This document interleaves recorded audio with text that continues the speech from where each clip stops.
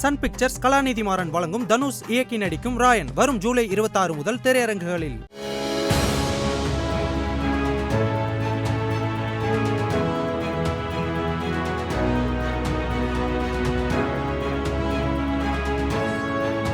IBC தமிழின் சிறப்பு நேரலை நிகழ்ச்சிக்கு உங்களை அன்புடன் வரவேற்கிறேன்.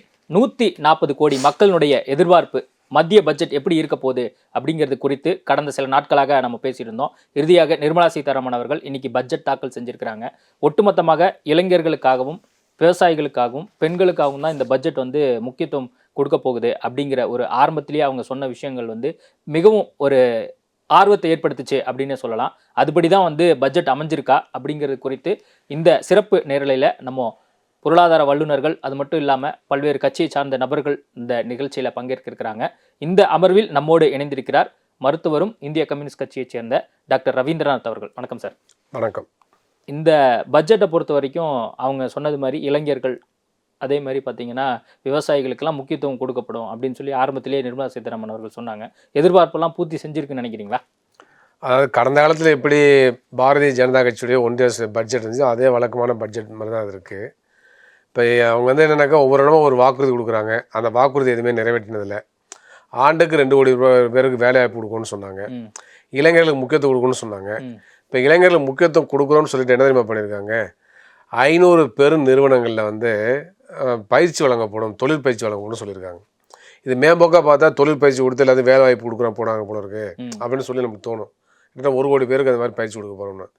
அப்போ 500 பெருநிறுவனங்களில் 1 கோடி பேருக்கு தொழில் பயிற்சினா என்ன ஆகுனாக்க அங்கே நிரந்தர பணியாளர் இருக்க மாட்டாங்க.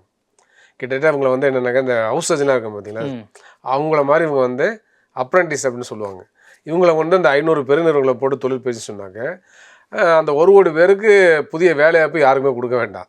அப்போ அந்த இளைஞர்களை வச்சுட்டே வேலை வாங்கிடுவாங்க. இப்போ ஒன்றிய அரசாங்கம் ஒன்றிய அரசாங்கம் ஏற்கனவே பல்வேறு திருத்தங்களை கொண்டு ஒவ்வொரு தொழிற்சாலையில் இந்த மாதிரி பயிற்சியாளருடைய எண்ணிக்கை அதிகரிக்கலாங்கிற மாதிரி சட்டங்களை கொண்டு இப்போ பெரும்பான்மையான தொழிற்சாலையில் என்ன இருக்குனாக்கா நிரந்தர பணியாளர்கள் இல்லை என்ற நிலை வந்துருச்சு. அங்கே பார்த்தீங்கன்னா தற்காலிக பணியாளர்கள், அது பிறகு பார்த்தீங்கன்னா இந்த மாதிரி பயிற்சி பெறுபவர்கள் என்ற இதில் கொண்டு வந்துட்டாங்க.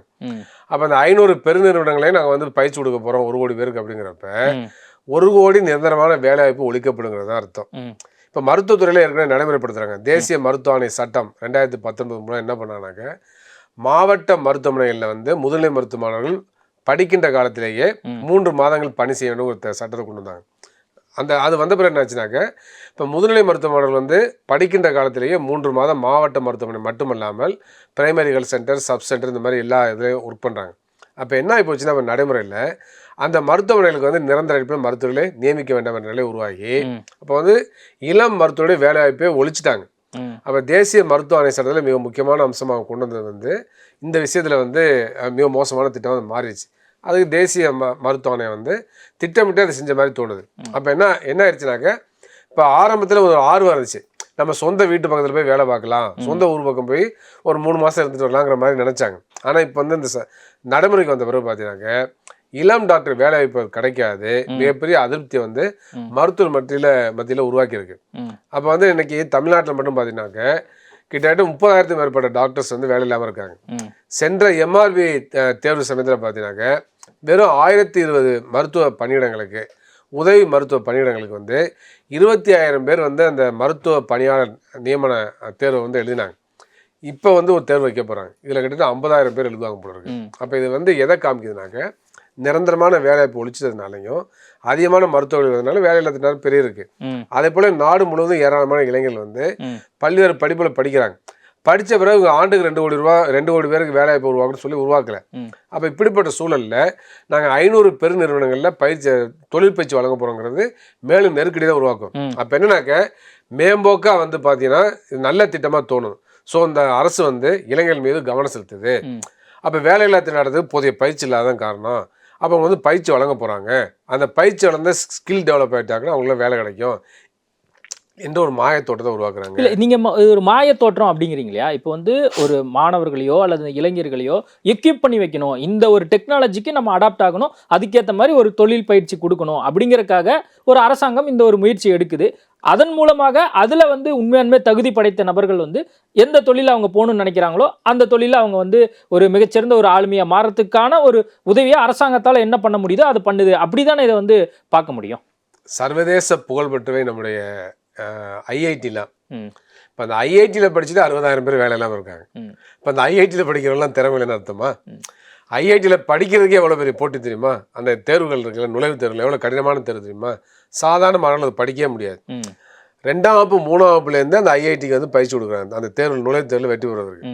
அவ்வளோ கடினமாக வந்து படித்து அந்த நுழைவுத் தேர்வில் வெற்றி பெற்று ஐஐடியில் இடம்பெற்று அதில் உள்ள நவீன தொழில்நுட்ப படிப்புலாம் படிச்சுட்டு நீங்கள் 60,000 பேருக்கு வேலை இல்லாமல் இருக்காங்கன்னா என்ன காரணம்? இந்தியா முழுவதும் வேலை இல்லாத திண்டாட்டம் பெரிய இருக்குன்னு அர்த்தம் பொருள். கடந்த 47 ஆண்டுகள் இல்லாத அளவிற்கு கடுமையான வேலையில்லா திண்டாட்டம் இந்தியாவில் உருவாகிருக்கு.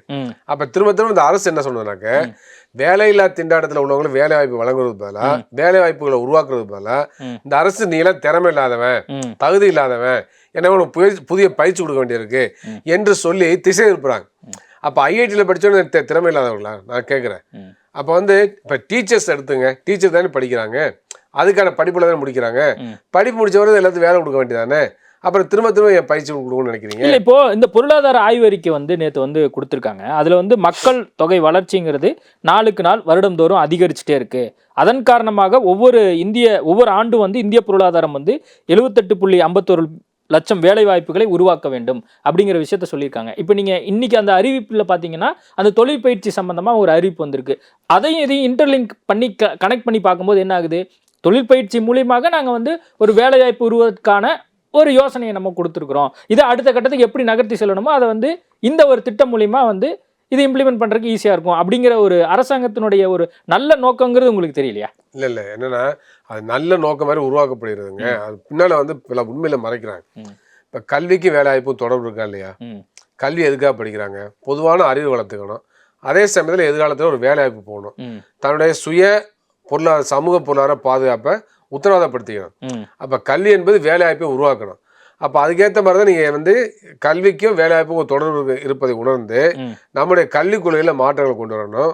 அதே மாதிரி தொழில்துறைக்கு ஏற்ற மாதிரி நம்ம வந்து பயிற்சி கொடுக்க வேண்டிய அவசியம் இருக்கு. அப்போ இதில் வந்து இந்த அரசு தோல்வி அடைஞ்சிச்சாங்கிறதான் கேள்வி. ஓகே, அப்போ நீங்கள் படித்து முடிக்கிறவங்களுக்கு அந்த ஸ்பெசிஃபிக்காக திறமை இல்லைன்னு சொன்னாக்க, ஸ்கில்லை டெவலப்மெண்ட் சொன்னாக்க, ஏற்கனவே படித்தவங்களுக்கு படித்து முடிக்கிறவங்களுக்கு வேலை வாய்ப்பில் பெறுவதற்கு தகுதி இல்லைன்னு சொன்னாக்க, அப்போ ஏற்கனவே உங்களுடைய கல்வித்துறையிலே பிரச்சனை இருக்குன்னு அர்த்தமாகுது. அப்போ இது ஒரு அராஜகமான வளர்ச்சி போக்கா இருக்கு. இது ஏற்படுதில்லை. எனவே இதை மறைப்பதற்காக அவங்க என்ன திரும்ப என்ன சொன்னாங்க, ஸ்கில் டெவலப்மெண்ட் சொல்லிட்டு இருக்காங்க. ஓகே, நம்ம திரும்ப இதை பற்றி பேசுவோம். அதே மாதிரி மருத்துவ சாதனங்களுக்கான அந்த வரி குறைப்புங்கிறது வந்து வந்து இம்ப்ளிமெண்ட் வந்து பண்ணப்படும் அப்படின்னு வந்து சொல்லியிருக்காங்க. மருத்துவ உபகரணங்கள் சில மருந்துக்கான அந்த சுங்க வரியும் வந்து குறைக்கப்படும். புற்றுநோய் பயன்படுத்தும் மேலும் 3 மருந்துகளுக்கு இறக்குமதி வரி ரத்து அப்படின்னு சொல்லியிருக்காங்க. இந்த விஷயத்தை எப்படி பார்க்குறீங்க? அதாவது மருந்து பொருட்கள் மருத்துவ உபகரணங்களுக்கு வரி குறைப்பு அவசியம். ஏன்னா கடந்த காலத்தில் வரி அதிக போட்டதுனால ஏராளமான பொருட்களை கருவியில் வாங்குறதுக்கு நம்ம வந்து அதிகமாக செலவு செய்ய வேண்டியது. அப்போ வந்து மக்கள் வந்து பாதிக்கப்படுவாங்க. அப்போ வந்து என்ன ஆகும், ஆட்டோமேட்டிக்காக அவங்களுடைய மருத்துவ செலவில் தான் அது காட்டப்படும், மருத்துவ கட்டணம் அதிகரிக்கும். இது உண்மை. அதனால இது வரவேற்கலாம். ஆனாலும் கூட மோடி அவர்கள் ஆட்சி வந்த உடனே 2014 என்ன சொன்னாங்கன்னாக்க, உள்நாட்டிலேயே அதிகமான மருத்துவ கருவிகளை உற்பத்தி பண்ணுவோம். அப்போ ஆண்டுக்கு வந்து 10 லட்சத்துக்கு கீழே இன்வெஸ்ட் பண்ணி 10 லட்சம் ரூபாய்க்கு கீழே இன்வெஸ்ட் பண்ணி ஏராளமான மருத்துவ உபகரணங்கள் செய்யக்கூடிய நிறுவனம் இருந்துச்சு. அதை பார்த்தீங்கன்னா சின்ன சின்ன இந்த சிரிஞ்சு, அப்புறம் ஐவி செட்டு, இந்த மாதிரிலாம் செய்யக்கூடிய சாதாரண உபகரணங்கள் இருக்கு இல்லையா, அதெல்லாம் ஒரு 10 லட்ச ரூபா தான் இன்வெஸ்ட் பண்ணுவாங்க. அவங்க உற்பத்தி பண்ணிட்டு இருந்தாங்க. இவங்க வந்து நாங்கள் அந்நிய முதலீடு இருக்க போகிறோங்கிற பேரில் இந்த நிறுவனங்கள்லாம் மூடக்கூடிய நிலையை உருவாக்கினாங்க. அப்போ வந்து சிறிய பொருட்கள் கூட நம்ம வந்து வெளிநாட்டை சார்ந்திருக்கக்கூடிய நிலைமை வந்து உருவாக்கியிருக்கிறாங்க. அப்போ வந்து அதை பார்க்க வேண்டிய அவசியம் இருக்குது. அவன் இப்படிப்பட்ட ஒரு மோசமான நிலைமையில் இந்தியாவில் பெரும் நிறுவனங்கள் மட்டுமே மருத்துவ உபகரணங்களை உற்பத்தி செய்யக்கூடிய நிலையை உருவாக்கியிருக்காங்க. அப்போ என்ன ஆகும், நீங்கள் வந்து வெளிநாட்டிலேருந்து இறக்குமதி செய்யக்கூடிய இந்த பொருட்களுக்கு மருத்துவ உபகரணங்களுக்கு வரியை குறைச்சினாக்க ஏற்கனவே சிறிய நிறுவனங்கள் வந்து பாதிக்கப்பட்டிருக்கு இல்லையா, அது மேலும் பாதிக்கப்படும். அதையும் கணக்கெடுத்துக்கணும். அப்போ வந்து வரி குறைப்பு வரவேற்கத்தக்கது என்றாலும் கூட இந்தியாவில் வந்து பார்த்தீங்கன்னாக்க மருத்துவத்துறையில் அது மருந்து உற்பத்தியாக இருக்கட்டும், அதே போல் மருத்துவ உபகரணங்கள் உற்பத்தியாக இருக்கட்டும், சிறு குறு நிறுவனங்கள் தான் அதிகமாக உற்பத்தி பண்ணுறாங்க. அப்போ அதை பாதுகாக்க வேண்டிய அவசியம் இருக்குது. அதுக்கான திட்டங்கள் என்ன இருக்குது என்பது கேள்வி. அப்போ அது வந்து கவனம் செலுத்தணும் என்பது தான் என்னுடைய கருத்து. அதான் இப்போ இந்த 3 புற்றுநோய்களுக்கான அந்த வரி வந்து ரத்து பண்ணப்பட்டிருக்கு அப்படின்னு சொல்லியிருக்காங்க. அது நீங்கள் எப்படி பார்க்குறீங்க? இப்போ ஜென்ரலாக வந்து அந்த புற்றுநோய்ங்கிறது இந்த காலத்தில் வந்து அது தீர்க்கப்பட வேண்டிய ஒரு நோய் தான், தீர்க்கப்பட முடியும், அது வந்து இல்லாமல் பண்ண முடியும் அப்படின்னு ஒரு சூழல் இருந்தாலுமே, இப்போ அந்த வெளிநாட்டிலிருந்து இந்த மாதிரியான பொருட்கள் வந்து மருந்து பொருட்கள் கொண்டு வந்து அதுக்கான அந்த வரி வந்து குறைக்கப்படும், ரத்து அப்படின்னு சொல்லும்போது இது ஒரு நல்ல விஷயமா பார்க்குறீங்களா? நல்ல விஷயம் தான், மாற்றுறதை ஏற்கனவே சொல்லிட்டேன். ஆனால் அதை விட சிறந்த என்ன தெரியுமா, அந்த புற்றுநோய்க்கான மருந்துகள் இருக்குது பார்த்தீங்களா, அதை இந்தியாவிலே ஜெனரிக் முறையில் உற்பத்தி பண்ணணும். அப்போ அந்த பேட்டன் ஆக்டில் மாற்றம் கொண்டு வரணும். அப்போ வந்து ஒரு புதிய புற்றுநோய் மருந்து கொண்டு உற்பத்தி பண்ணப்படுதுன்னா, கண்டுபிடிக்கப்படுதுன்னா, அதை கண்டுபிடிக்கக்கூடிய நிறுவனம் இருக்குது பார்த்தீங்களா, அது 20 ஆண்டுகளுக்கு காப்புரிமை பெறுது. அப்போ அவங்க நினைக்கிறதா வந்து அதுக்கான கட்டணம், இல்லைன்னா அதுக்கான விலை. அப்போ இது மூலமாக உலகம் முழுவதும் அந்த நிறுவனங்கள் கொள்ளையடிக்கணும்னு பார்க்க வேண்டிய அவசியம் இருக்குது. அப்படிப்பட்ட சூழலில் அரசு என்ன செய்யணும்னாக்க, சில மருந்துகளை இந்தியாவிலேயே கண்டுபிடிப்பதற்கான முயற்சி பண்ணணும், ஆராய்ச்சிக்கான நிதி ஒதுக்கீடு அதிகப்படுத்தணும். அதே போல் பார்த்தீங்கன்னாக்க சில மருந்துகள் வந்து 20 ஆண்டு பேட்டன் முடிச்சதெல்லாம் இருக்குது, 20 ஆண்டுகள் பேட்டன் ரைட் முடிஞ்சதெல்லாம் இருக்குது. அந்த மருந்துகளை ரிவர்ஸ் இன்ஜினியரிங் மூலமாக இந்தியாவிலேயே நீங்கள் வந்து ஜெனரிக் மருந்துகளை உற்பத்தி பண்ணணும். அந்த மாதிரி பண்ணால் ரொம்ப குறைந்த விலையில் நம்ம கொடுக்க முடியும். அப்போ அதற்கான முயற்சியிலையும் பண்ண வேண்டிய அவசியம் இருக்குது. இப்போ உலகத்துடைய மருந்துடைய ஹப்பு, மருந்து உற்பத்தியான ஹப்பா மையமாக இந்தியா இருக்குது. அதில் மாற்றுக்கிறதே இருக்காது. இல்லை, உலகம் முழுவதும் அதிகமான மருந்துகளை ஏற்றுமதி பண்ணுறோம். அவ்வாறு இருக்கின்ற பொழுது புதிய மருந்துகளை நம்ம வந்து உற்பத்தி பண்ணணும். இந்தியாவுடைய மருந்துகள் வந்து இல்லைனாக்க ஆப்பிரிக்கா போன்ற நாடுகளில் மிகப்பெரிய பாதிப்பு உருவாக்கும். ஏன்னா நம்ம தான் அதிகமான ஜெனரிக் மருந்துகளை உற்பத்தி பண்ணுறோம், அதிகமான மருந்துகளை குறைந்த விலையில் ஏற்றுமதி பண்ணுறோம். இந்தியாவில் வந்து மருத்துவ செலவு குறைவாக இருக்குது அமெரிக்காவையோ இல்லை மற்ற நாடுகளோ ஒப்பிடுகின்ற பொழுது. அதனால் அங்கேருந்தாலும் நோயாளிகள் இங்கே வர்றாங்க. அதுக்கு மிக முக்கியமான காரணங்கள் ஒன்று என்னன்னாக்க, இந்தியாவில் மருந்து விலை குறைவாக இருப்பது தான், அதில் மாற்றுக்கிறது கிடையாது.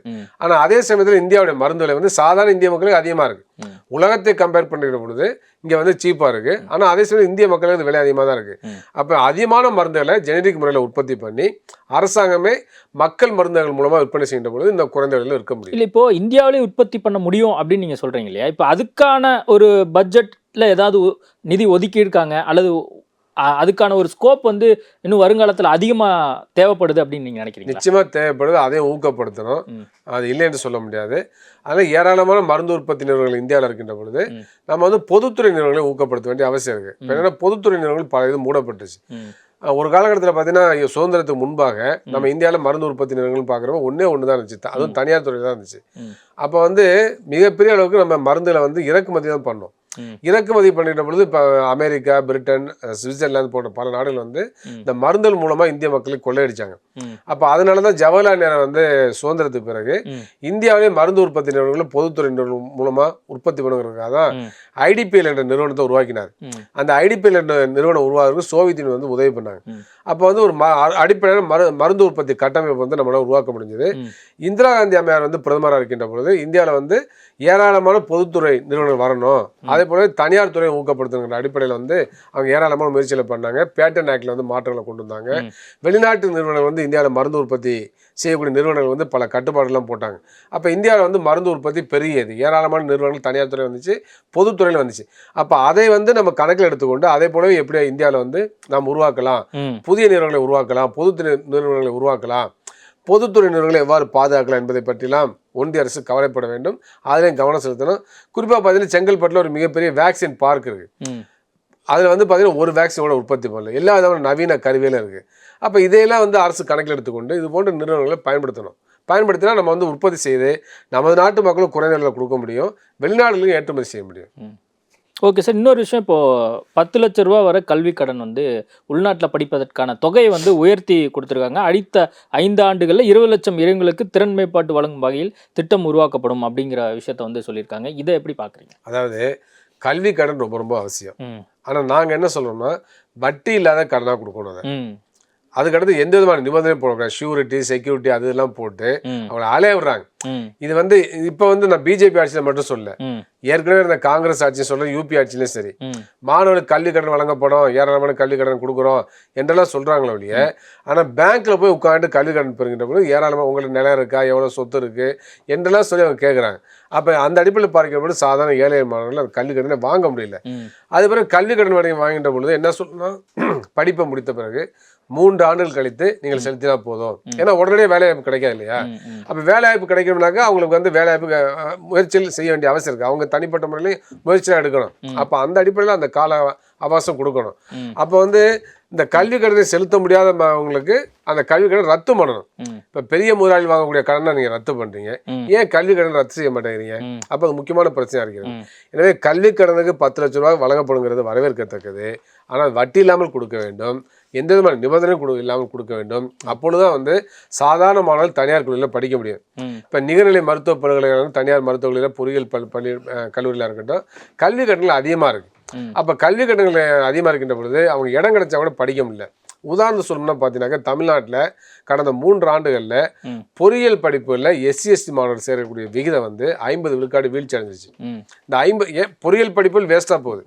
ஒவ்வொரு ஆண்டும் கிட்டத்தட்ட பார்த்தீங்கன்னாக்கா 50,000 இடம் 60,000 இடத்துக்கு மேலே பொறியியல் படிப்புகளில் இடங்கள் வந்து வேக்கண்டாக போயிடுது. ஆனால் அதே சமயத்தில் SC ST மாணவர்கள் படிக்க முடியல. அவங்க வந்து படிக்கக்கூடிய விகிதம் வந்து 50% ட்ராப் அவுட் ஆயிடுச்சு. அதுக்கு என்ன காரணம்னாக்க அவங்களுக்கான ஸ்காலர்ஷிப் முறையாக கிடைக்கல, கல்வி கடன் கிடைக்கல. அப்போ வந்து இடங்கள் விரயமா போகுது. அதே சில படிக்க ஆசை இருக்கு, அவங்களால படிக்க முடியல. அப்ப இப்படிப்பட்ட சூழலை வந்து நீங்க போக்கணும்னாக்க கல்வி கடனை வந்து எந்த விதமான தங்கு தடை இல்லாம வழங்கணும், வட்டி இல்லாம கொடுக்கணுங்கிறது தான். அப்ப அந்த பொறியாளர் SC ST சேர்ந்தவங்க பொறியியல் படிப்பு முடிச்சுட்டு ஒரு வேலை வாய்ப்பு போன பிறகு நீங்க வந்து கல்வி கடனை திருப்ப செலுத்துங்க என்ற மாதிரிலாம் கொண்டு வந்து துணிச்சலா கடன் வாங்குவாங்க, படிப்பாங்க. அப்ப இடங்களும் வேஸ்டா போகாது. எனவே இந்த பார்வை அரசுக்கு அவசியம். எனவே தான் வட்டி இல்லாத கடனை கொடுக்கணும்னு நாங்க சொல்றோம். சன் பிக்சர்ஸ் கலாநிதி மாறன் வழங்கும் தனுஷ் இயக்கி நடிக்கும் ராயன் வரும் ஜூலை 26 முதல் திரையரங்குகளில்.